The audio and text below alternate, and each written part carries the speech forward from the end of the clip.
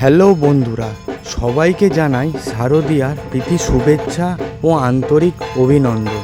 এই 2025-এ ডায়মন্ড হারবারে দুর্গাপুজোর খুব সুন্দর সুন্দর প্যান্ডেলগুলো হয়েছে। খুব ভাল লাগবে আপনাদের।